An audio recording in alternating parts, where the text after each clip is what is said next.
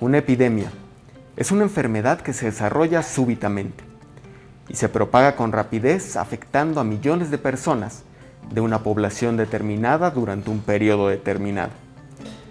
Dentro de las epidemias más terribles de la historia, podemos encontrar la peste negra, causada por el bacilo de Yersin y que mató a millones en el pasado.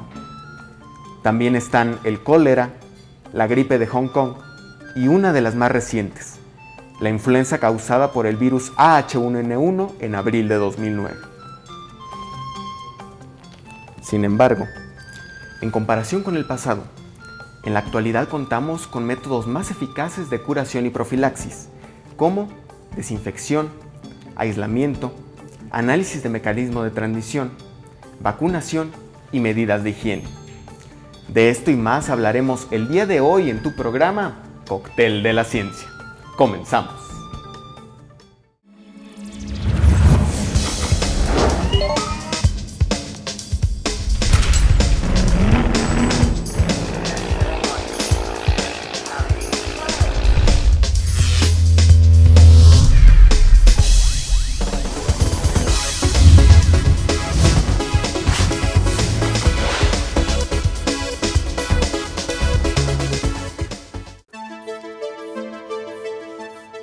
En todos los sistemas de salud del mundo existen esquemas básicos de vacunación para la protección de la ciudadanía. Enfermedades como la viruela ya han sido erradicadas y otras como la poliomielitis y la dracunculosis están a punto de desaparecer. Pero, ¿cuál es el origen de las vacunas? Vayamos con el doctor Eugenio Pérez Molfe a su sección Grandes Mezclas.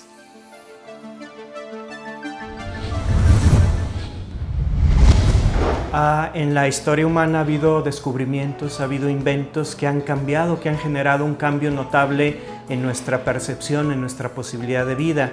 Quizá uno de los inventos que más influencia ha tenido o tiene actualmente en nosotros, aunque quizá lo vemos como algo de la vida diaria o no tomamos conciencia de su importancia, son las vacunas. Todo mundo, supongo, estamos vacunados contra varias enfermedades y no solo eso, sino que nosotros ya tenemos por costumbre vacunar a nuestros hijos. Se lleva un registro, una cartilla de vacunación y no solo a nuestros hijos, a nuestros perros, gatos, al ganado, a los animales domésticos, pues ya la vacunación es una práctica común, es algo que ocurre todos los días. La vacunación lo único que hace en realidad es preparar a nuestras propias defensas. El medio como funciona una vacuna es alertando a las defensas naturales del cuerpo, al sistema inmune, contra la posible llegada de un patógeno o de un organismo que cause una enfermedad infecciosa. Las enfermedades infecciosas, si bien son importantes ahora, siguen causando muchas muertes, pues en épocas pasadas de la historia humana, pues eran el principal o la causa más importante de mortalidad. Incluso no solamente hablamos de la edad adulta, sino sobre todo en niños pequeños. Muchos de ellos ni siquiera alcanzaban la adolescencia precisamente por la prevalencia de estas enfermedades infecciosas. El desarrollo pues de las vacunas contra un sinfín de enfermedades que hay ahora, pues nos ha permitido tener un nivel de vida muy diferente, muy aparte de lo que era antes de este descubrimiento. Ahora, el descubrimiento de las vacunas, el invento de las vacunas, no es algo que podamos atribuirle a una persona, como suele ocurrir en la ciencia. A veces en la ciencia, bueno, en la ciencia no, sino en la vida diaria tendemos mucho a relacionar un invento con una persona. La mayoría de los inventos que han cambiado pues nuestra forma de vida han sido producto del trabajo de muchísima gente, un trabajo secuencial, son años y años de estudio hasta que finalmente alguien logra desarrollar todo eso que ya estaba y dar el paso final para generar algo que nosotros ahora utilizamos a diario. La historia de las vacunas pues es una historia que no se remonta a pocos años, sino ya tiene mucho tiempo, aunque en las épocas recientes es cuando hemos visto el desarrollo pues más intenso de esta tecnología de la vacunación. La primera referencia histórica que tenemos nosotros acerca de las vacunas data del siglo XI. de nuestra era, es decir, ya hace bastante tiempo, y se encuentra en la literatura china. Al igual que muchos otros inventos, podemos rastrear el origen de las vacunas hacia China. En China, una monja budista cuyo nombre pues desafortunadamente no se conservó o no permaneció en la historia, escribió libros pero no les puso su nombre, desarrolló textos ya en esa época llamados El tratamiento adecuado de la viruela, y otro libro también chino que se llamó El espejo dorado de la medicina. En esos textos ya desde ese entonces se describe cómo en China era una costumbre tomar pus de personas infectadas por la viruela e inocular con esa pus a las personas sanas. Esa es una forma, obviamente ellos no conocían el sistema inmune, era una forma de prevenir en cierta medida la enfermedad. Ahora, era una acción desesperada, la viruela era una de las primeras causas de muerte, causaba epidemias realmente dramáticas, y en este caso muchas personas gracias a esta vacunación muy primitiva se salvaban, pero el 5% más o menos de las personas vacunadas adquirían la viruela y morían, es decir, llevaba un riesgo bastante importante. Sin embargo, pues esto se siguió haciendo durante mucho tiempo, en realidad hasta el año de 1796, cuando ya en Inglaterra un científico, un médico, Jenner, de apellido Jenner, desarrolló la primera vacuna moderna. Esta es una historia que muchos conocemos acerca de cómo las vacas desarrollan una forma de viruela benigna, llamémosle así, es decir, una viruela que no es mortal, y las personas, las lecheras, las personas que en esa época se encargaban de ordeñar las vacas, resultaban inmunes a la viruela humana.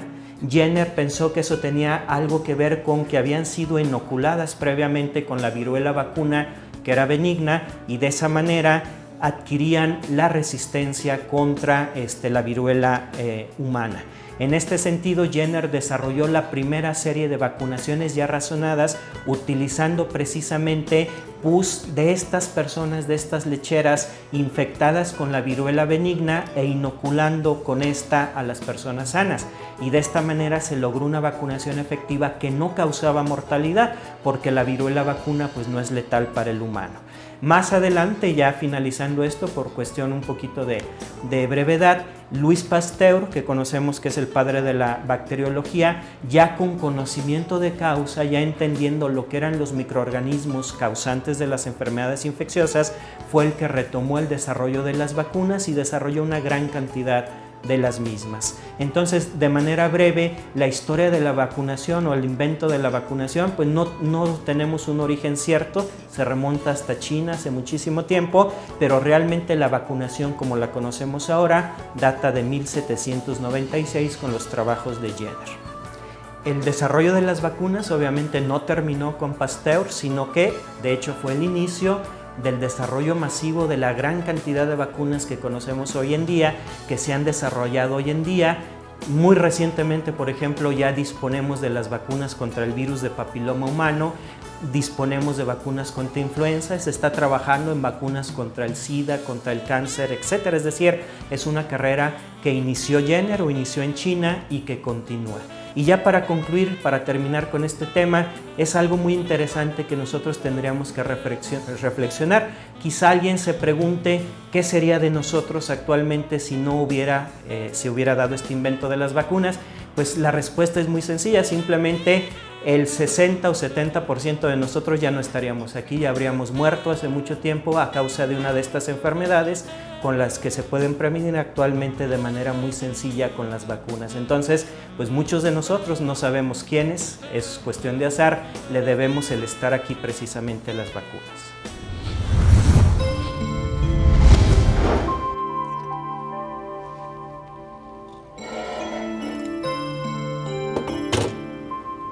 Todos conocemos los refrigeradores, pero ¿alguna vez nos hemos preguntado por su diseño? ¿Por qué el congelador se encuentra en la parte superior y la caja de las verduras en la parte inferior? ¿Por qué nunca guardamos las frutas y las verduras en el congelador?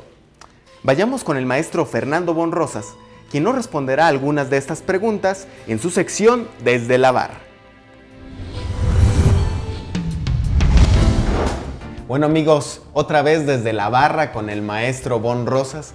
Maestro, fíjese que me pasó algo muy curioso. El otro día ahí va uno a meter la verdura, el jitomate al congelador, porque luego dicen, no, es que con el calor, que hace mucho calor en temperatura ambiente, pues se maduran más rápido. Entonces yo dije, pues lo metemos al congelador para que dure más. Y al contrario, pues se echó a perder esa verdura. ¿Por qué? ¿Por qué pasa eso, maestro? Mira, en el caso de las frutas, son sistemas biológicos que están vivos, o sea, tienen cambios biológicos de acuerdo a cómo va transcurriendo el tiempo. Y como bien dices, la temperatura es un acelerador de que más rápido se madure. Por eso muchas frutas y verduras se meten al refrigerador con el fin de que con el enfriamiento su metabolismo disminuya y tengamos durante más tiempo un producto apto para consumo humano. Nosotros mismos vemos que el refrigerador tiene una parte en su diseño que nos dicen aquí es donde hay que meter frutas y verduras. Hasta abajo. Hasta abajo. O sea, es una frescura de 6, 8 grados. Pero temperaturas más bajas tienen inconvenientes. El meter al congelador algo como esto implica que el agua, que es el componente mayoritario, aproximadamente un 80-85% de su composición es agua. Y esa agua se mete al congelador y se va a convertir en hielo. Y el hielo tiene un volumen o ocupa un volumen mayor en estado sólido que cuando estaba en estado líquido en forma de agua. Y eso hace como si fuera una camiseta que está reteniendo agua y esa agua empieza a incrementarse, así como el Hulk, cuando se incrementa empieza a romper toda la camiseta o la ropa que trae.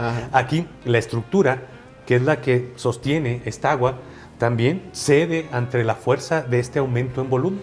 Y lo que te ocasiona es que esa textura se modifica totalmente.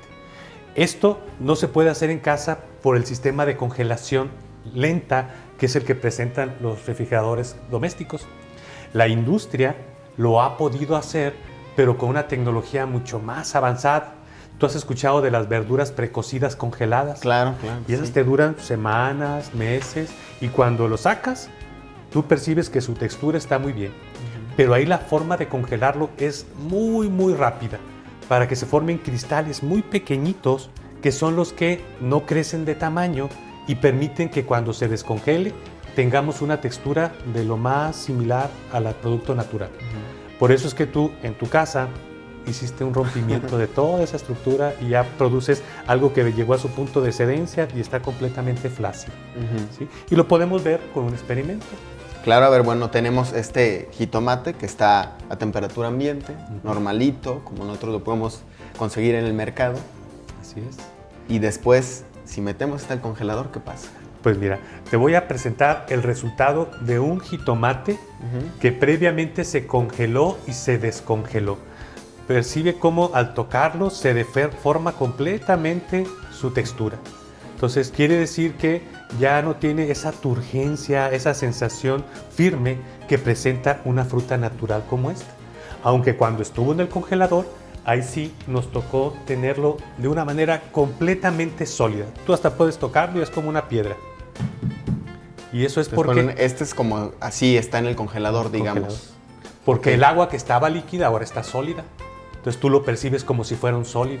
Sí. Pero cuando vuelve a su estado líquido, el volumen que ocupa es menor. Y ve cómo cambia la textura. Está aguado completamente, hasta... Sí. Flácido. Y esto... ¿Está echado a perder? No, se puede consumir. O sea, desde el punto de vista nutricional, tiene exactamente los mismos nutrientes uno y otro.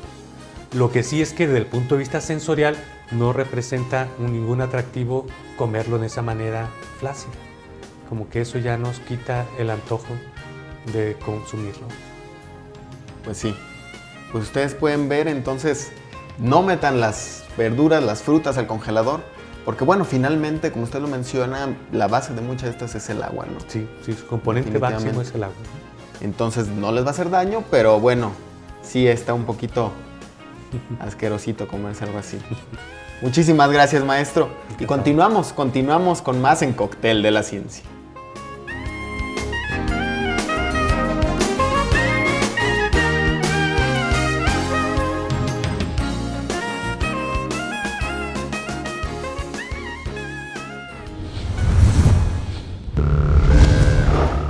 Dentro del Esquema Nacional de Vacunación en México, existen 2 vacunas, la DPT y la triple viral.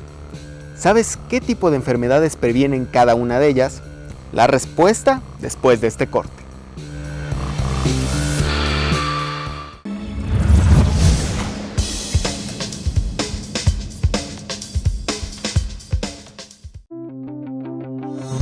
En este sitio encontrarás todo para reinventar tu hogar, para regalar o comenzar un pequeño negocio. Cada accesorio con un toque personal. Esto es Detalles Creativos, un programa que te muestra cómo transformar tus ideas. Hola, ¿qué tal? ¿Cómo están? Bienvenidos a su programa Así se hace en Aguascalientes. Un programa dedicado a mostrarles todo lo que hay detrás de algún personaje, de algún oficio, de algún producto, incluso manifestaciones artísticas que se presentan en este estado.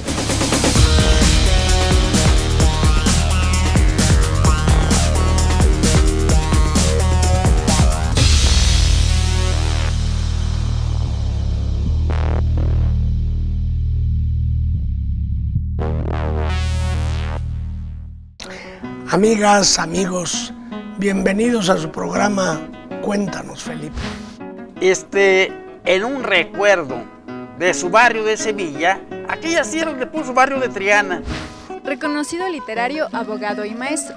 Realizó sus estudios básicos en la entidad y en 1891.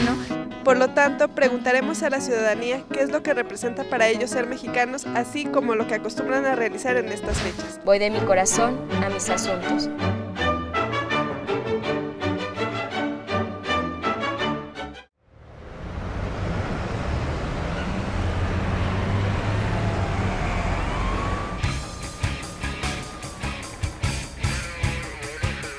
Televisión Universitaria trae para ti una nueva serie en donde podrás seguir las pistas que explican los delitos en la sociedad.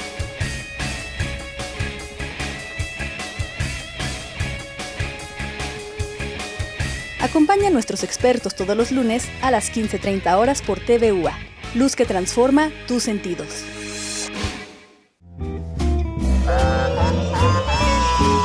Club de Jazz Ramo 33. Lucha contra la pobreza intelectual y el mal gusto.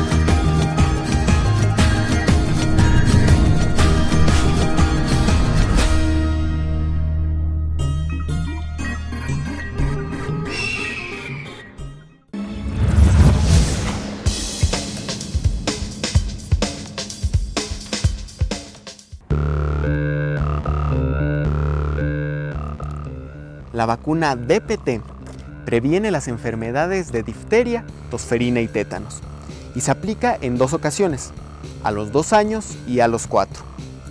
La triple viral previene el sarampión, la rubiola y la parotiditis y se aplica al 1 y a los 6 años de edad. Existe otra vacuna que se aplica únicamente al nacer para prevenir la tuberculosis, la vacuna BCG. Continuamos.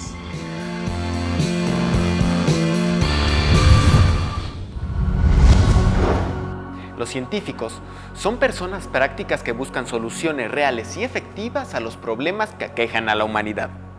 Tal es el caso de Louis Pasteur, el gran científico francés que no solo se conformó con resolver las enfermedades de su tiempo, sino que al fundar el Instituto Pasteur de Investigación nos dejó un legado invaluable en cuanto a la búsqueda de salud se refiere. Vayamos con el doctor José Luis Quintanar Estéfano y su sección Catadores de la Ciencia.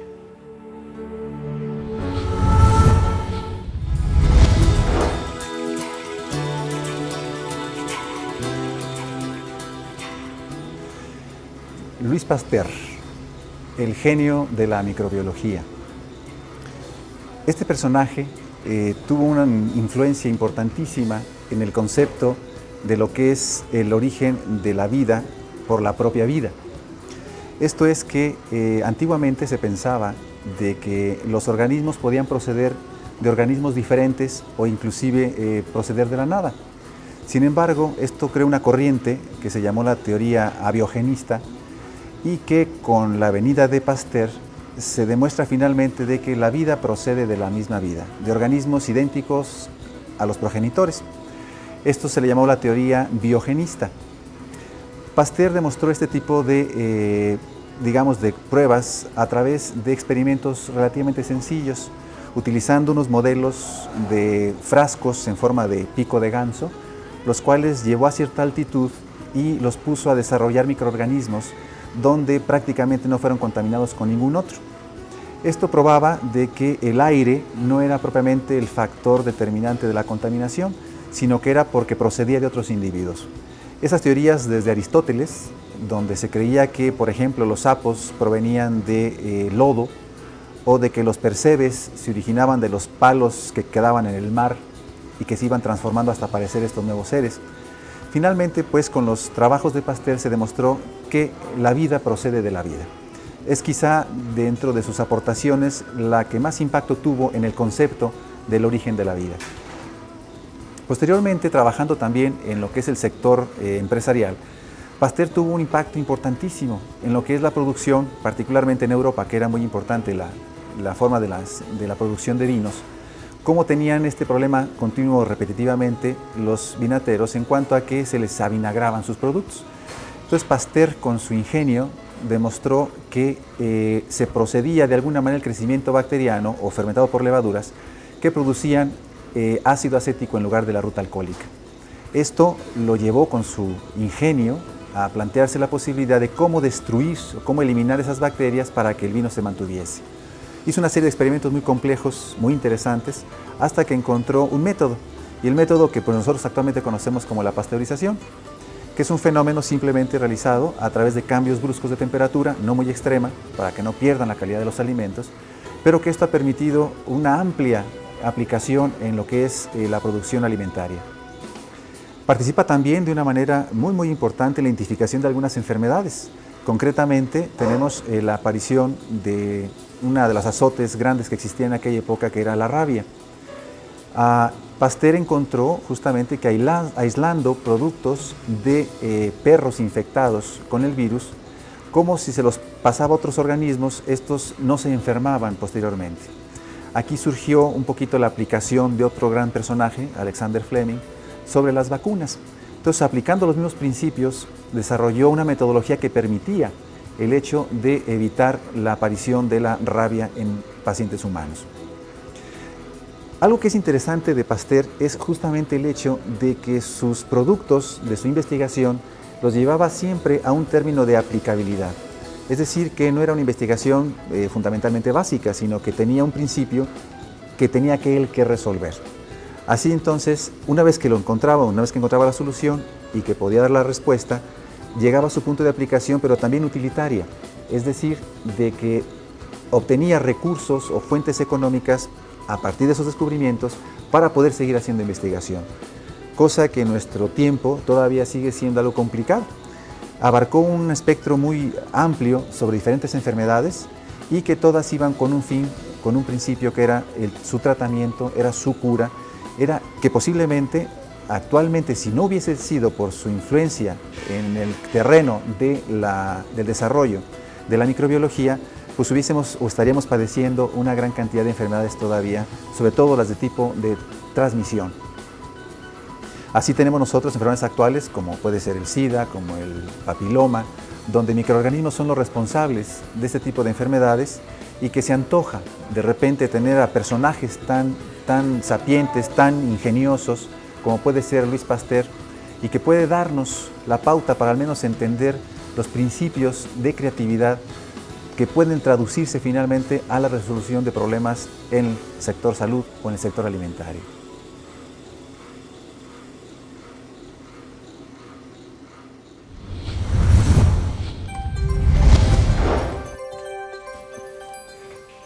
Los adelantos tecnológicos de la actualidad se evidencian claramente en los campos de la computación y las comunicaciones.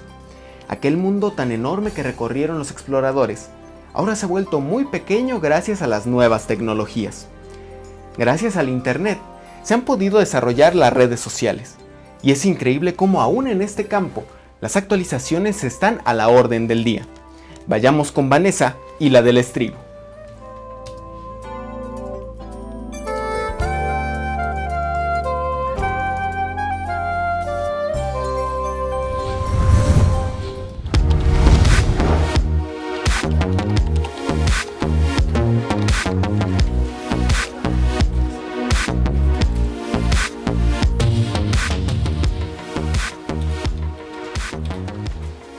Las redes sociales, como su nombre lo indican, son estructuras sociales compuestas por varios grupos de personas, las cuales pueden estar comunicadas por uno o varios lazos que las unen, los cuales pueden ser parentesco, amistad, intereses comunes o conocimientos.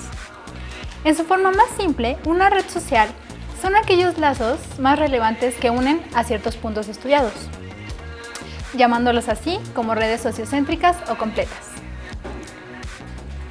Otra opción es identificar la red que envuelve a una persona en los diferentes contextos sociales en los que éste interactúa, y en este caso estamos hablando de una red personal. Hay muchos tipos de redes sociales, pero los más destacados son Facebook, Twitter y más recientemente Google+, que ahora ofrece una entrada libre a todos los cibernautas, siendo esto tan solo una pequeña muestra de lo que el gigante de Internet nos puede ofrecer. Además, ha lanzado 9 nuevas funcionalidades, entre las que destacan la invitación hacia eventos y la búsqueda de palabras. Hace pocos meses, Google creó su red social, trayendo consigo un mundo de especulaciones, miedos y movimientos por parte de sus competidores, pues Google Plus parecía hacerle frente sobre todo a Facebook. Desde su creación no ha parado de lanzar nuevas funcionalidades para ofrecerles un mejor servicio a todos sus usuarios. Además del mejoramiento en el acceso, Google ha querido que las búsquedas de su motor se trasladen también a su red social, de modo que cuando se teclea algo en el recuadro de Google+, aparezcan los resultados más relevantes de dicha búsqueda. A partir de ahora, se podrán hacer invitaciones en directo. Existirá una pizarra para dibujar. Google Docs permitirá crear y compartir documentos. Incluso se ha mejorado la funcionalidad para los smartphones, conscientes del incremento exponencial que han tenido dichos dispositivos en la sociedad actual.